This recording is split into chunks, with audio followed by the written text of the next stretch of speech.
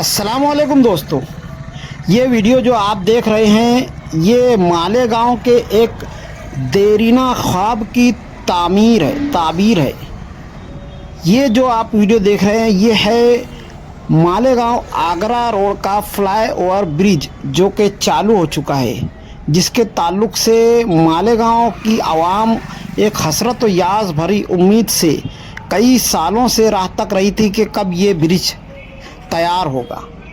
حالانکہ ہندوستان ہی نہیں پوری دنیا میں جتنے بھی شہر گاؤں دیہات وغیرہ ہے وہاں پر کسی بھی برج کے کسی بھی پل کی تعمیر میں 1 سے 2 مہینے کا یا عرصہ یا بہت ہی ہوا تو زیادہ سے زیادہ 6 مہینے میں بڑے سے بڑا برج تیار ہو جاتا ہے، پر ہمارے مالیگاؤں شہر کا یہ حال ہے کہ اس برج کو تعمیر ہونے میں 12 سال سے زیادہ کا عرصہ لگ چکا ہے۔ مالیگاؤں شہر جسے مسجدوں اور میناروں کا شہر کہا جاتا ہے، مدارس کا شہر کہا جاتا ہے، دینی تعلیم سے بھرپور ایک شہر کہا جاتا ہے، ایسے شہر کو ترقی سے روکنے میں بہت ہی زیادہ ہمارے سیاستدانوں کا ہاتھ رہا ہے۔ آپ اگر مالیگاؤں کی تاریخ کو اٹھا کر دیکھیں گے تو آپ کو پتہ چلے گا کہ جتنے بھی سیاسی رہنما آئے ان میں سے اگر ترقی کے لیے جن سیاسی رہنماؤں کا نام لینا چاہیے ان میں عائشہ حکیم صاحبہ نمبر 1 پر تھی، دوسرے نمبر پر ہارون انصاری، تیسرے نمبر پر شبیر سیٹھ۔ پر اگر واقعی میں سیاست میں کھڑا رہنے کے لیے، سیاست میں مضبوط اور ثابت قدم رہنے کے لیے اگر صرف اور صرف تعمیر اور پاکیزہ جذبے ضروری ہوتے تو یہ سیاسی رہنما آج مالیگاؤں کو کہاں سے کہاں لے کر جا چکے ہوتے۔ پر افسوس کا مقام یہ ہے کہ شہر کی سیاسی رہنمائی کے لیے داؤ پیچ کی بھی بہت ضرورت ہے۔ وہ کہا جاتا ہے نا، سام دام دنڈ بھید، یعنی سمجھاؤ، ڈانٹو اور پھر سزا دو، اور ان سب سے بھی بات نہ بنے تو چال بازی کا ساتھ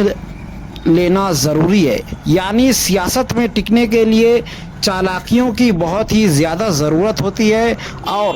ہمارے یہ جو 3 سیاسی رہنما ہیں، عائشہ حکیم صاحبہ، ہارون انصاری سر اور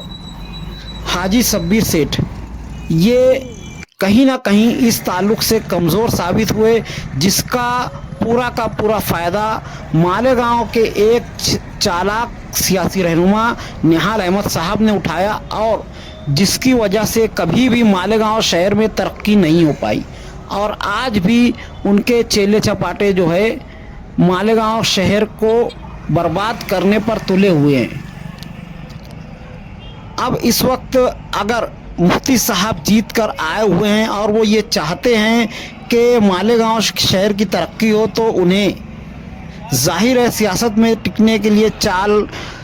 بازی کا، چالاکی کا سہارا لینا ہی ہوگا، ورنہ کب ان کو پلٹ دیا جائے گا انہیں پتہ تک نہیں چلے گا۔ اسی طرح سے مالیگاؤں کا ہر شہری آج بھی مالیگاؤں کی ترقی کو ترس رہا ہے۔ ترقی کا مطلب یہ نہیں ہے کہ صرف روڈ گٹر یا برج وغیرہ بنے، ترقی کا مطلب یہ ہوتا ہے کہ مالیگاؤں میں تعلیم سستی ہو، ہاسپٹل لائن یعنی دواخانے، علاج معالجے سستے ہوں، اور ایک عام شہری کی آمدنی بڑھ سکے۔ ان 3 چیزوں کے بغیر شہر کی ترقی ناممکن ہے۔ تو ظاہر ہے اگر کوئی بھی سیاسی رہنما اس تعلق سے صحیح طریقے سے کام کرے، یعنی وہ مالیگاؤں شہر کی تعلیم کو سستا کر سکے اور کوئی بڑا یونیورسٹی، بڑا کالج مالیگاؤں میں لا سکے، یا مالیگاؤں کی ہاسپٹل لائن میں جو اندھا دھند لوٹ مار چالو ہے ایکس رے، سونوگرافی کے نام پر، ان سب کو روک سکے۔ ایک عام آدمی اس وقت اگر کسی وجہ سے ہاسپٹل لائن میں जाता है तो उसके पैसे इतनी बुरी तरह से बर्बाद होते हैं, वो इस तरह से कर्ज में डूब जाता है कि ऐसा लगता है कि वो दवा खाने में नहीं किसी कसाई के पास चला गया है जो उसे मुसलसल काटे जा रहा है। इसी तरह से अगर बच्चों को कोई मालेगांव का आम शहरी आला तालीम देना चाहता है तो उसको पैसे पानी की तरह बहाना पड़ते हैं, और उसके बावजूद मालेगांव के बच्चों को सही तालीम और तरबियत नहीं दी जाती है। नतीजा ये होता है कि तालीमी तौर पर हमारा शहर काफ़ी पीछे रह गया है, और इसके अलावा छोटी से छोटी बीमारी के लिए हमें धुलिया, नासिक, कोपरगांव, बम्बई, पूना जैसे शहरों का रुख करना पड़ता है। मेरा ये सवाल है हमारे सियासतदानों से कि कब तक ऐसा चलेगा। 10 लाख से ज़्यादा की आबादी वाला ये शहर कब तक दूसरों के रहम करम पर चलेगा? कब तक हमारा शहर इसी तरह से तकालीफ से